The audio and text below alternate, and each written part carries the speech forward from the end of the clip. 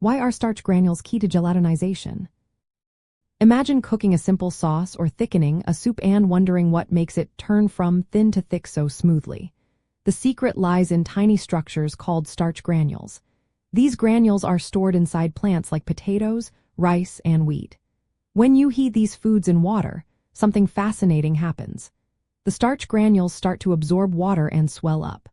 This swelling is the first sign that gelatinization is beginning. As the temperature climbs, usually between 60 and 80 degrees Celsius, the granules swell even more. The heat causes the bonds inside the granules to weaken and break, letting water penetrate deeper. Eventually, the granules burst open, releasing starch molecules into the surrounding liquid. These molecules are mainly amylose and amylopectin, which are types of complex carbohydrates.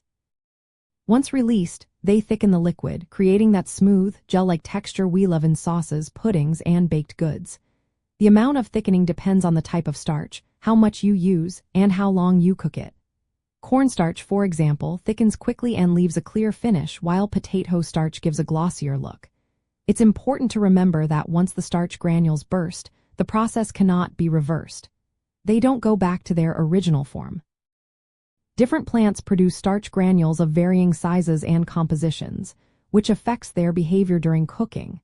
For instance, waxy potatoes have starch that gelatinizes differently than russet potatoes, influencing the texture of mashed potatoes or fries. Chefs choose specific starches based on the final look and feel they want in their dishes. Controlling gelatinization is a key skill in cooking. Adding starch directly to hot liquids can cause lumps because the outer layer of the granules gelatinizes too fast, trapping dry starch inside. To prevent this, cooks often mix starch with cold water first to disperse the granules evenly before heating. Overcooking after gelatinization can cause the mixture to thin out again as the starch molecules break down further.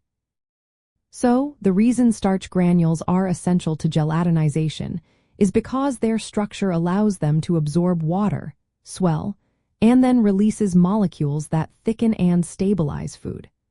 Understanding how different starches behave helps cooks create the perfect texture in a wide range of recipes.